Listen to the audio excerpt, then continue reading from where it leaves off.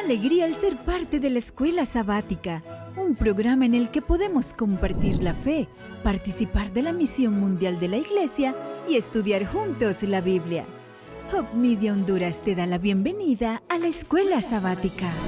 Hoy, 26 de noviembre, es el último sábado de este mes y el año está a punto de terminar. Falta un poquitito más para que este año termine. Y desde ya a ustedes le damos la bienvenida porque es un gozo para nosotros tenerle. Sin ustedes no somos iglesia. Así que hoy reciban una cordial bienvenida. Y todavía hay tiempo para que usted comparta este enlace con sus amigos, sus seres queridos, compañeros de trabajo, etc.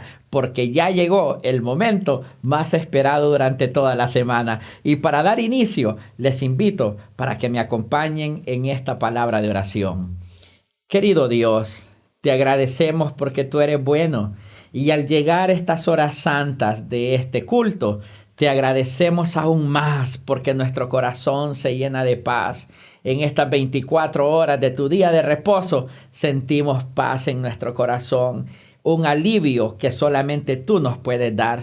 Y de esa paz y de ese alivio, Señor, quiero que llenes el corazón de cada uno de mis hermanos, donde quiera que se encuentren en este momento. Y que a partir de esta hora, al iniciar este programa de Escuela Sabática, tu ángel protector sea con nosotros. Te lo pedimos, Señor, en el nombre de Jesús. Amén. Hope Media Honduras te desea un muy feliz sábado. Hope Media Honduras, llevando esperanza. Una de las formas maravillosas de alabar el nombre de nuestro Dios es por medio de la alabanza. Por eso les invito para que juntos cantemos este maravilloso himno de nuestro himnario adventista que se titula Al andar con Jesús.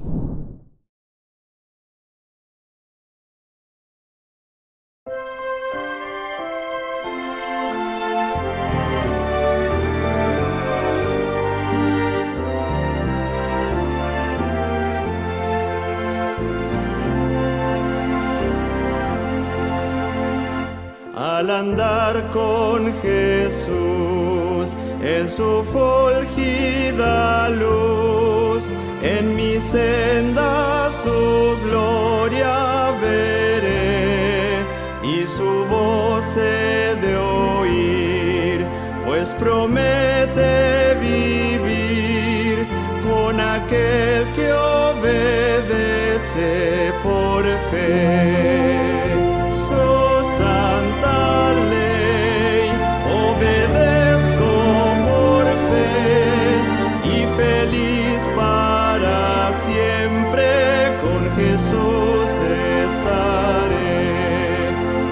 Si trabajo y penar, tengo aquí que cargar, fortaleza en Jesús obtendré, pues alivia su amor, mi afán, mi dolor, cuando ve que obedezco por fe.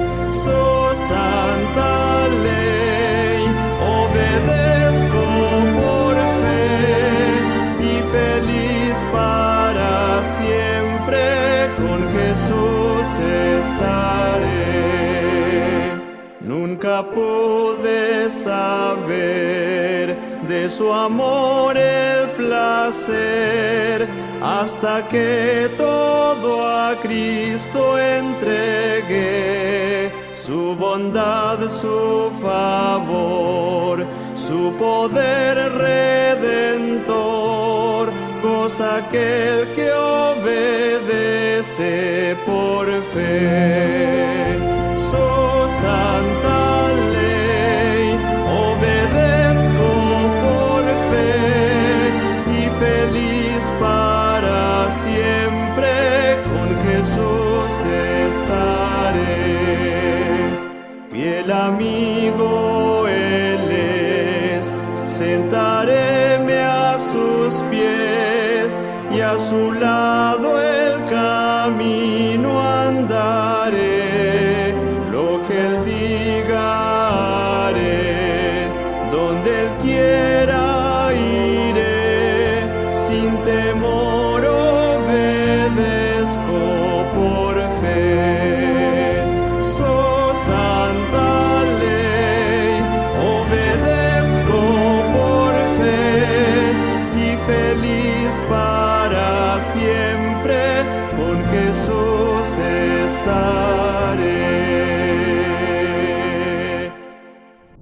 Es hermoso alabar juntos el nombre de nuestro Dios, cosa que hicimos por medio de este canto.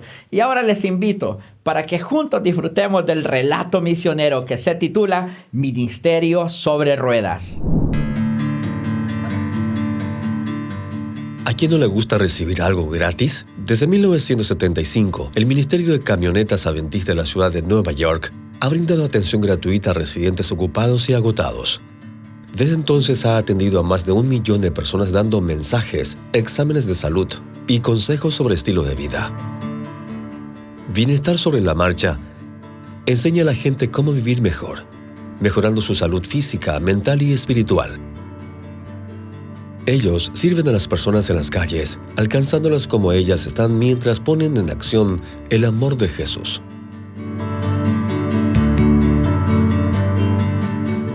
Otros han adoptado el concepto de un ministerio sobre ruedas y usan su vehículo de forma creativa para llegar a las personas de las grandes ciudades. En Ciudad de Panamá, un ministerio de taxi deja una impresión positiva a las personas.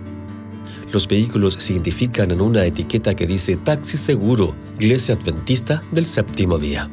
En cuanto los pasajeros suben a un taxi adventista, reciben un saludo especial, seguro por un inspirador mensaje grabado. El mensaje los anima a amar a Dios y estudiar su palabra. Los viernes el último viaje es gratis. Los conductores usan la oportunidad para explicar a los pasajeros que pronto comenzará el sábado y que ellos deben ir a su casa para recibirlo.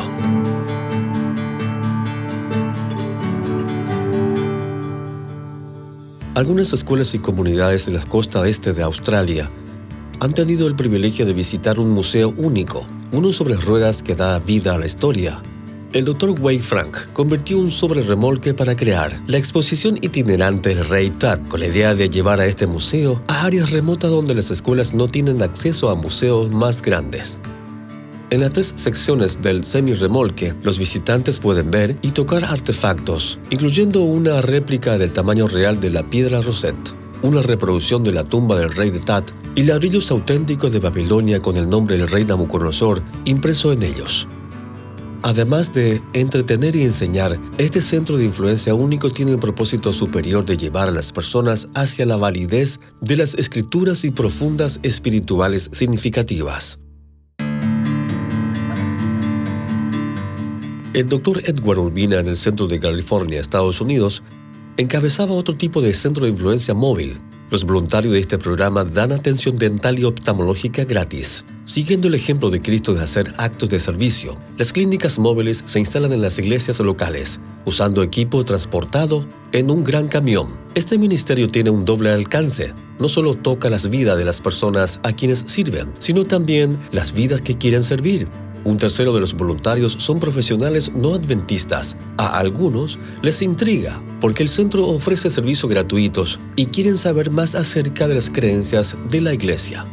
Helen de Guay habló de la urgencia de alcanzar a la gran población de las grandes ciudades. Ella escribió: "No pasamos por alto ni descuidemos los campos, que están en la misma sombra de nuestra puerta, como las grandes ciudades de nuestro país. El tiempo actual ofrece oportunidades más favorables que tendremos para trabajar en estos campos. ¿Te sientes inspirado a usar un vehículo para servir a los necesitados de su ciudad? Hay más historias sobre Centro de Influencia Móviles en el sitio de misión para las ciudades en Internet.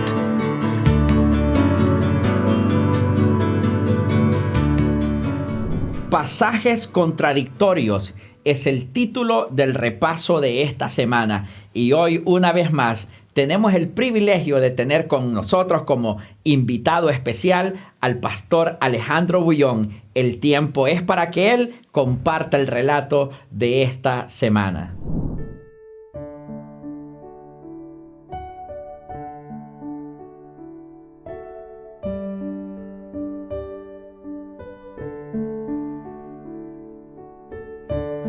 Hola, mi amigo querido.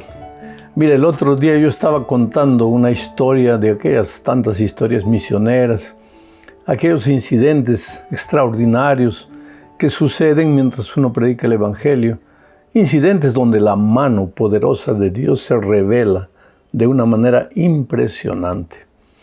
Y quedé en una historia en un punto de tal interés que mucha gente hasta hoy me está cobrando y me dice, pastor, ¿y cuál es el final de la historia? Y cuéntenos el resto, en fin. Entonces voy a aprovechar estos minutos para contar la historia en general, que es corta, y el final, que es una deuda que tengo con muchos de ustedes. Estaba viajando por las alturas del departamento de Puno, allá en el Perú, en aquellas famosas caravanas misioneras, caravanas de la esperanza. Era una caravana en realidad, porque iba un gran equipo viajando conmigo, los pastores que me acompañaban, el equipo de sonido, el equipo de cocina, de apoyo, en fin, era un equipo grande. Y de repente, pues esas caravanas eran eventos así que demandaban mucha fuerza, mucha energía, porque predicábamos a veces 3, 4 veces por día, predicábamos en una ciudad, después la caravana se locomovía para otro lugar, predicábamos ahí, nos movíamos para otro lugar, como digo, a veces 3, 4 veces durante el día. Era muy cansativo, un trabajo pesado. Pero la Biblia dice que irá andando, llorando, y el que lleva la semilla, pero volverá con regocijo. En una ocasión, yo salía de la predicación, en la predicación de las 10 de la mañana, y se me acercó un hombre mal encarado. Me miró y me dijo, mira, predica de Jesús lo que tú quieras, pero por favor no hables mal del diablo. Aquella declaración de ese hombre me sorprendió. ¿Qué tenía que ver él con lo que yo estaba predicando? Pero me dijo así con ojos casi amenazadores. Predica de Jesús lo que tú quieras, pero no hables mal del diablo. Bueno, no le hice caso. Más allá, un pastor me dijo, oiga, ¿qué le dijo ese hombre? Le dije, no le hagas caso, debe ser una persona que no está bien consigo mismo. Pero después, en el siguiente sermón, en la otra ciudad, cuando salgo de la predicación, nuevamente aparece el hombre. Y me dice, ya te dije que prediques de Jesús lo que tú quieras, pero no hables mal del demonio. Y esta vez me llamó la atención. Quiere decir que el hombre no se quedó en la otra ciudad, sino que nos acompañó. A mediodía, en la hora del almuerzo, yo estaba contando esto para mis compañeros, y el hermano que estaba en la cocina me dice, mire, si aparece una vez más, mírelo los pies. Y dije, ¿pero qué va a pasar? Mírelo los pies. Y después me cuenta y yo le voy a decir lo que es. Bueno, esa noche cuando yo estaba terminando la predicación, estaba saliendo nuevamente y el hombre aparece. Y nuevamente con voz grave, ronca y amenazadora me dijo, ya te dije, predica lo que tú quieras de Jesús, pero no hables mal del diablo. Esta vez le miró a los ojos, a los pies. ¿Y qué es lo que vi? Pues la historia pasada paré ahí. ¿Qué es lo que vi? Y dije, en la próxima ocasión voy a contar el resto de la historia. Bueno, ahora llegó la próxima ocasión. ¿Qué es lo que vi? Vi cinco cintas de diferentes colores colgadas del botapié del pantalón de este hombre. Entonces, cuando llegó la noche, el hermano cocinero me dijo, pastor, ¿y volvió a aparecer el hombre? Le dije, sí. ¿Y qué vio? Y le dije, pues, vi 5 cintas de diferentes colores y el botapié del hombre. Y el hermano cocinero me dice, ese es un cuchero, un pistaco. Y en aquella ocasión pasada ya expliqué que en aquellas regiones las personas, pues es un pueblo lleno de tradiciones, en fin, y las personas dicen que si alguien quiere enriquecer hace un pacto con el diablo y matan a un transeúnte y le ofrecen un sacrificio al diablo y el diablo le da al que hizo el sacrificio 5 años de prosperidad. Y si quiere renovar el pacto, 5 años más, pero tiene que matar ahora a un amigo. Y si quiere renovar el pacto, ahora tiene que matar a un pariente de 3er grado. Y si quiere renovar el pacto, un pariente de 1er grado. Es tradiciones, pero la gente cree. Y dicen que hay mucha gente rica por causa de esos pactos que hacen con el diablo. Y el cuchero, o el famoso pistaco, es el matador. El hombre que va y toma preso a la persona, lo mata, o ofrecen sacrificio en nombre de la otra persona que hace el pacto con el diablo. Quiere decir que bajo las diferentes tradiciones el enemigo no estaba tranquilo con la obra que estábamos haciendo en las alturas del estado de Puno. Hasta disfrazado de esas tradiciones venía atrás de nosotros, porque no es fácil predicar el evangelio, creo. Cuando tú quieres predicar la verdad, puedes prepararte, porque el enemigo va a venir con todo encima de ti. Si yo pudiera contarles historias y más historias, pero necesitamos entrar a la lección número 9 para el 26 de noviembre del año 2022. Esta semana el título de la lección es Pasajes contradictorios. Vamos a tomar 5 pasajes aparentemente curiosos, porque darían a entender, darían en condicional. Estos pasajes darían a entender que cuando el hombre muere, su cuerpo o su espíritu sale vivo, consciente, pensante y sigue viviendo. Esta enseñanza es contraria a la enseñanza bíblica, porque la Biblia enseña, y ya lo vimos hasta aquí, que cuando el hombre muere, su cuerpo va al polvo de donde vino y el soplo de vida vuelve a Dios y ya no hay espíritu consciente. Pero estos 5 versículos dan a entender lo contrario, que hay un espíritu vivo después de la muerte. Entonces voy a dar algunas indicaciones que nos van a ayudar a interpretar mejor estos 5 textos. Y no solo los 5, sino muchos otros con relación a diferentes temas. Mira, en primer lugar, de una parábola nunca se saca una doctrina, porque parábola tiene el propósito de enseñar una lección espiritual, pero no enseñar una doctrina. En la parábola muchas veces se toma la creencia popular, aunque esté equivocada, para enseñar una lección a las personas que creen en eso. En segundo lugar, cada vez que tú encuentras en la Biblia un versículo que aparentemente está en contradicción con otros versículos de la Biblia, hay que seguir el siguiente plan, el siguiente método. Te estoy hablando de la manera más simple para que tú entiendas. En primer lugar, tienes que tener en cuenta que en la Biblia no hay contradicción. Dios no se contradice a sí mismo. Dios no puede decir en el Antiguo Testamento una cosa y en el Nuevo Testamento otra cosa. Dios no puede decir 100 años antes una cosa y 100 años después otra cosa. Dios, es eterno, su palabra es eterna, sus enseñanzas, sus verdades son eternas, no mudan, no cambian con el tiempo.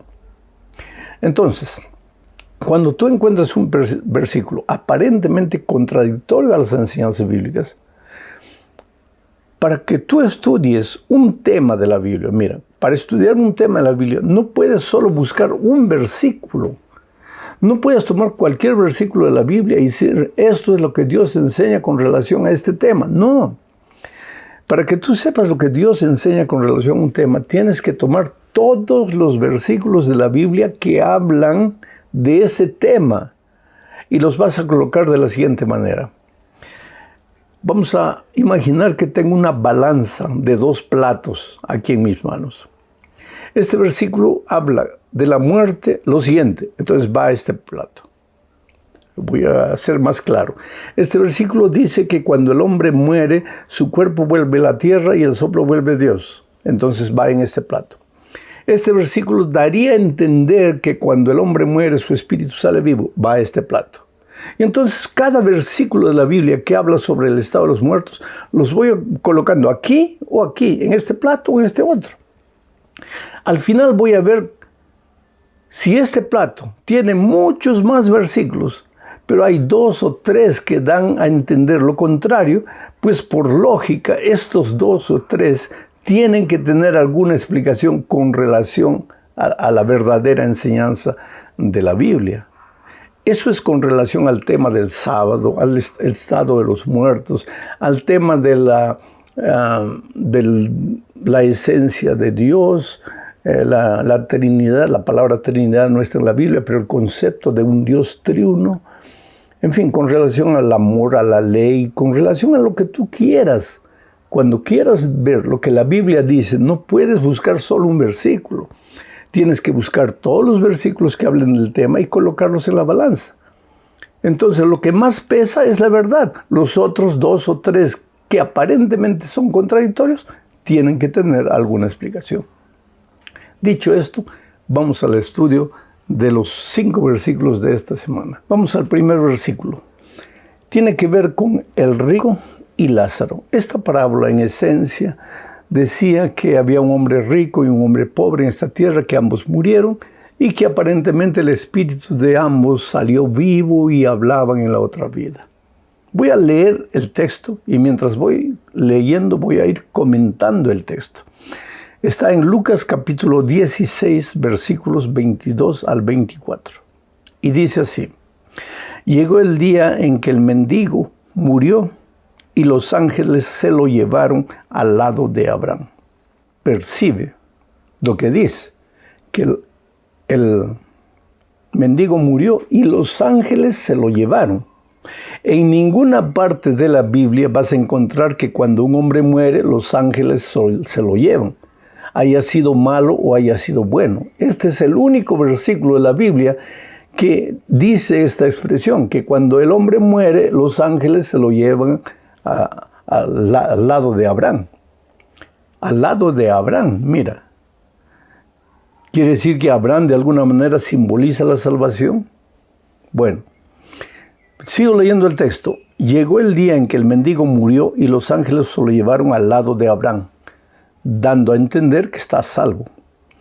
Después, dice el texto, murió también el rico y fue sepultado.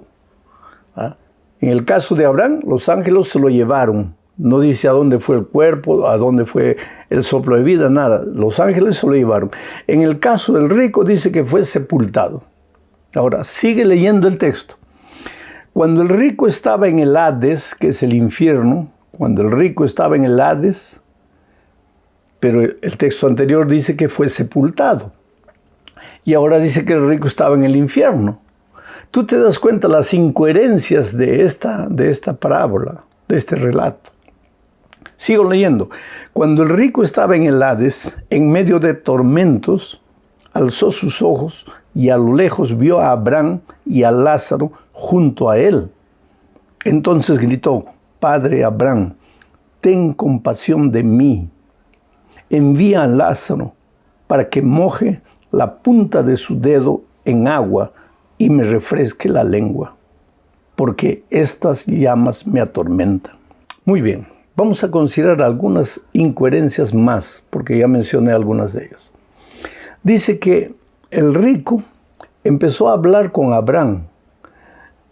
¿Dónde estaba el pobre? Al lado de Abraham. ¿Y qué le dijo el rico a Abraham? Ahora, primera pregunta. Dice el texto que el rico está en el infierno y el pobre está al lado de Abraham, o sea, en el paraíso. Primera incoherencia. ¿El paraíso está tan cerca del infierno así? Que pueden hablar así personalmente. Como es, hola, ¿cómo te va? El paraíso y el infierno están tan cerquita así. Te das cuenta que aquí nos está enseñando doctrina. La lección de esta parábola es: esta es tu única oportunidad, esta vida es tu única oportunidad, aprovéchala bien, vívela bien, porque no va a haber otra oportunidad.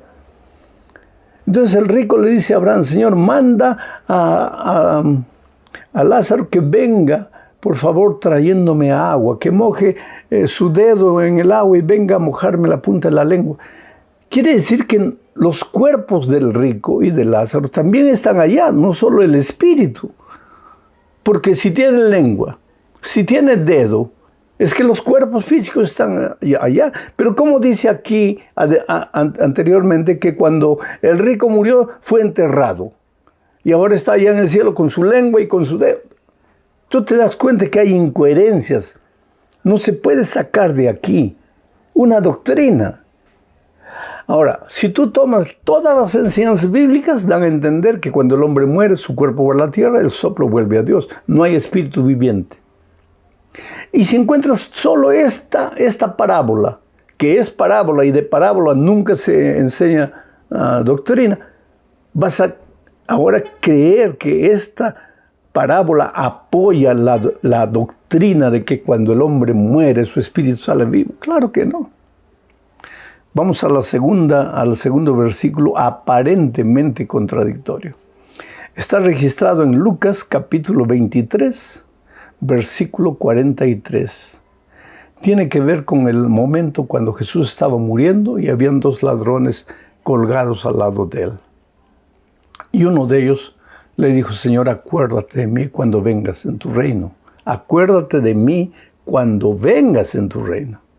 Y entonces leo el texto de Lucas 23, 43 que dice: Entonces Jesús le dijo: de cierto te digo que hoy estarás conmigo en el paraíso. Entonces mucha gente sincera toma este texto y dice: está claro aquí.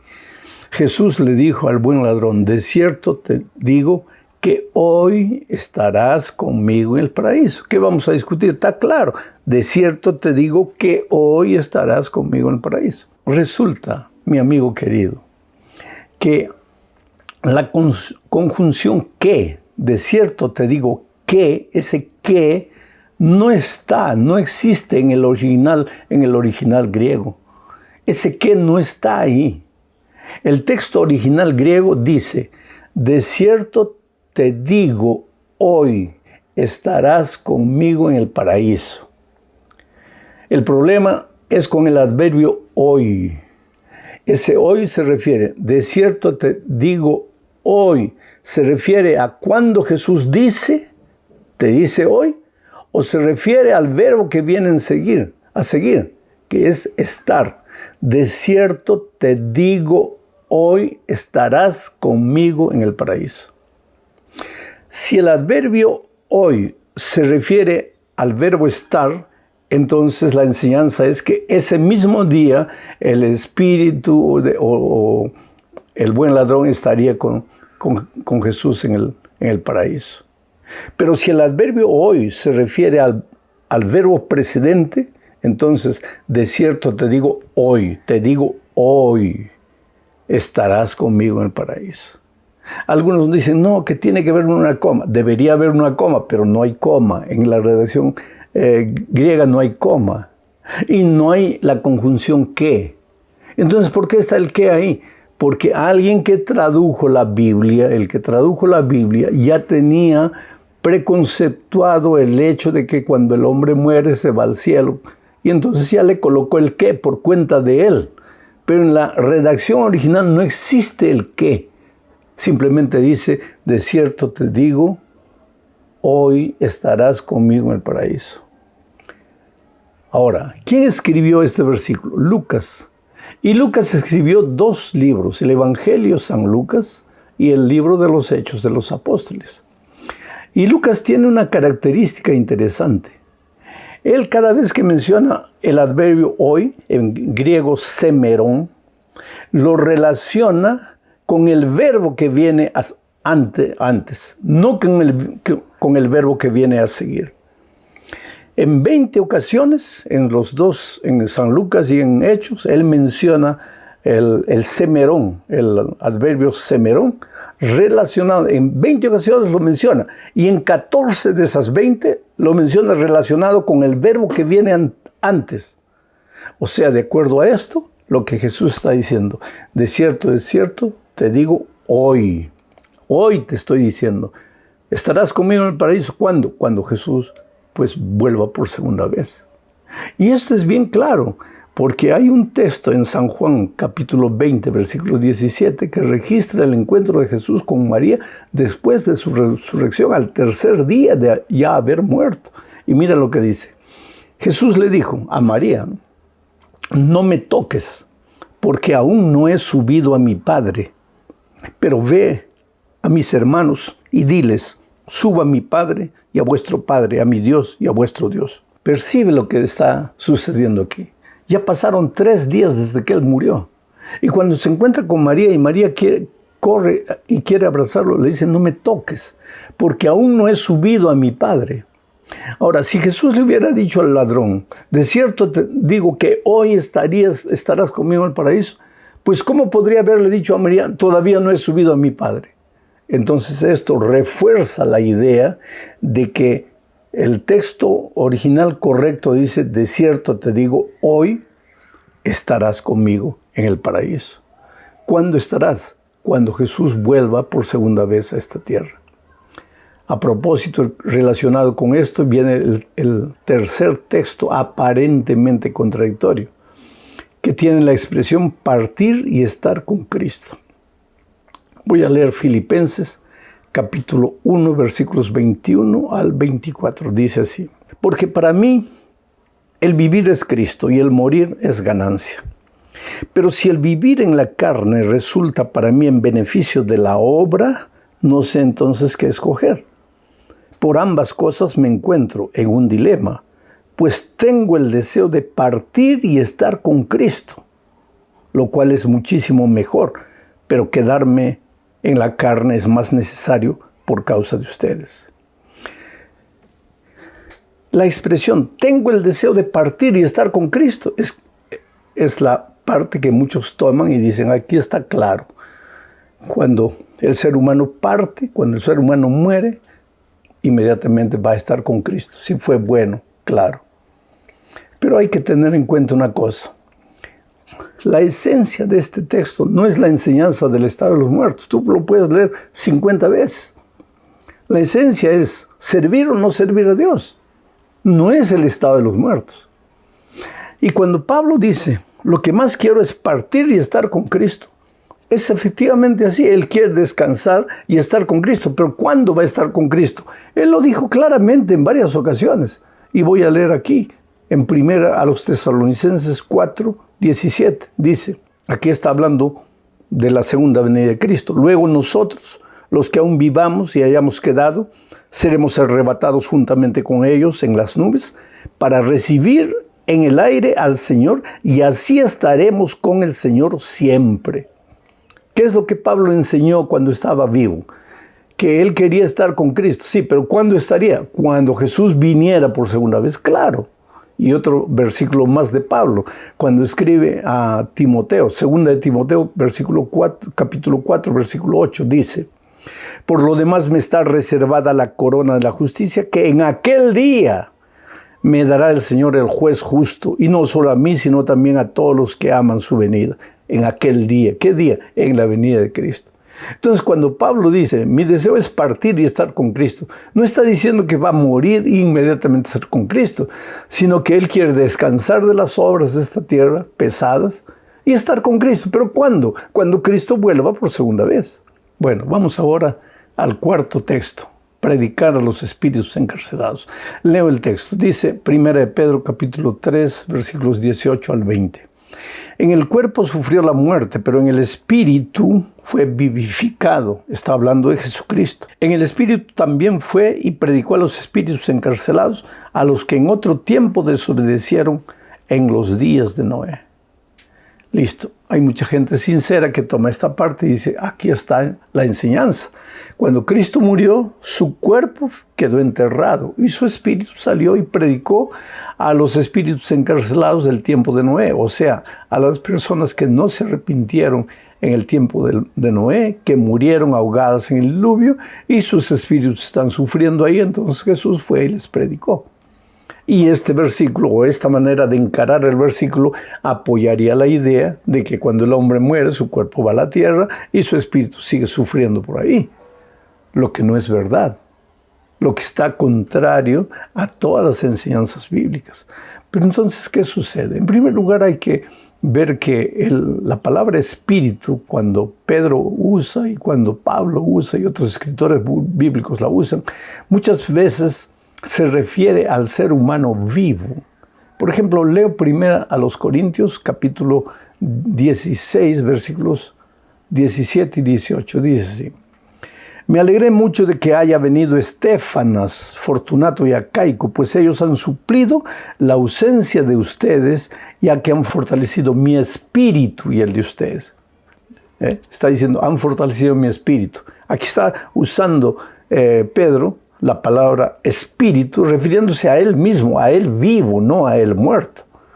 Entonces, cuando se dice que el espíritu que Tu espíritu me habló, eres tú mismo que me estás hablando a mí.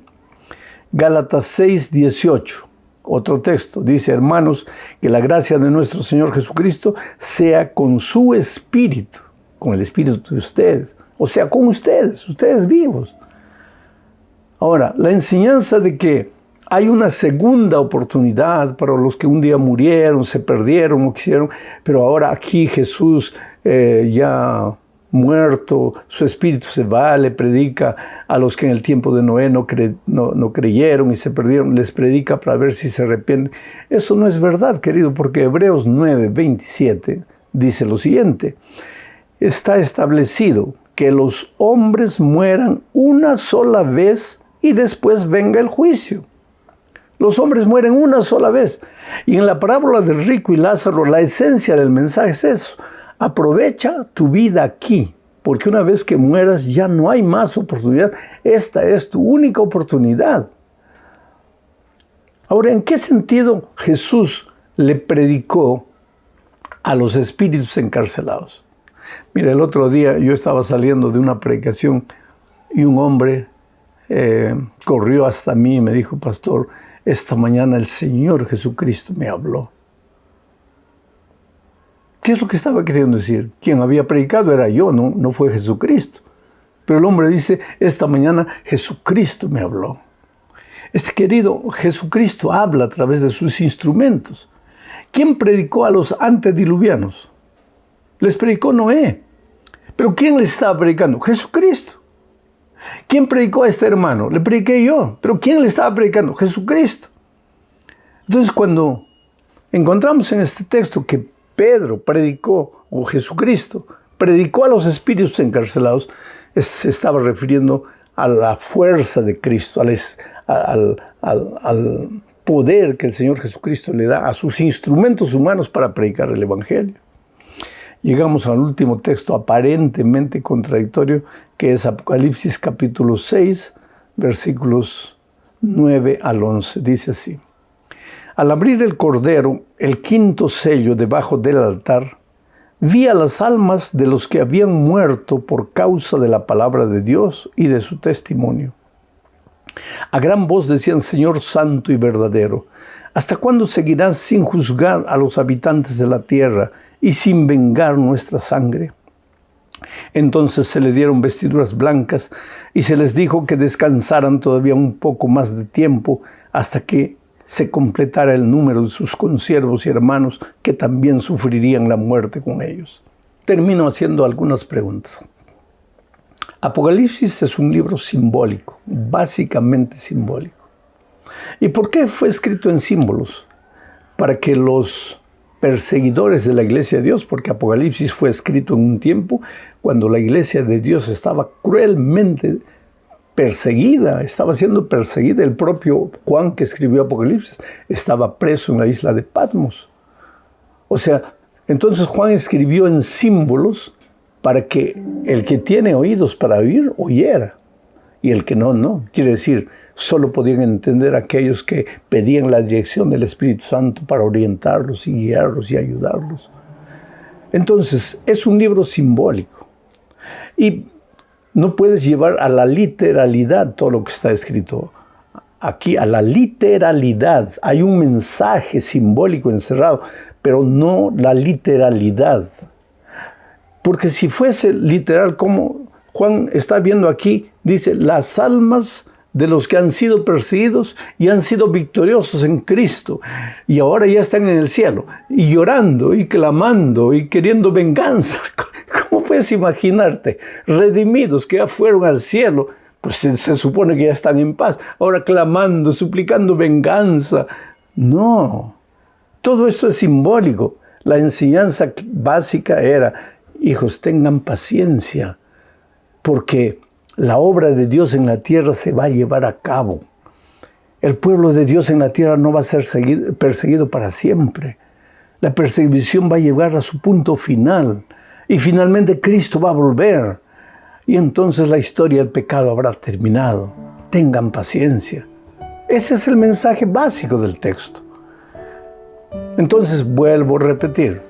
No puedes enseñar una doctrina con un solo versículo.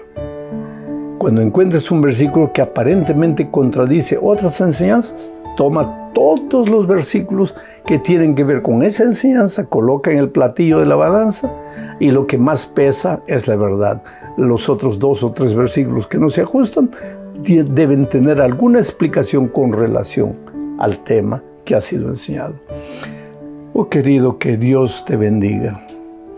Dios te ama mucho, ya te dije. No desanimes, todos los días recibo emails, recibo mensajes de gente que pasa por el valle del sufrimiento, del dolor. En medio de eso todo recibo noticias de gente que se ha bautizado, gente que ha llegado a la iglesia, ha dicho, mire, he conocido la palabra a través del mensaje del pastor Bullón y estoy aquí, quiero bautizarme. Qué alegría, querido, qué alegría. En esta tierra tal vez yo no te vea nunca, pero en el reino de los cielos quiero darte un abrazo. Eres maravilloso, Dios te ama mucho. Y no eres maravilloso porque es un santito que no comete un pecado. No. Eres un ser humano que camina, que lucha, que cojea, que cae, que se levanta, pero que cree en el Señor Jesucristo y no desanima y camina así hasta el fin. Un abrazo. Fue un gran placer estar con ustedes en esta escuela sabática. Les agradecemos y a la vez les invitamos para que el próximo sábado en su canal favorito a la misma hora nos volvamos a encontrar. Nos despedimos con esta palabra de oración. Nuestro Dios, te damos las gracias porque tú eres bueno y ahora clamo, Padre, para que tu bendición quede con nuestros seres queridos en nuestra vida y con todos aquellos que nos rodean. Te lo suplicamos en el nombre de Jesús. Amén. ¡Qué privilegio que nos hayas acompañado en la escuela sabática! Hope Media Honduras te desea un muy feliz sábado.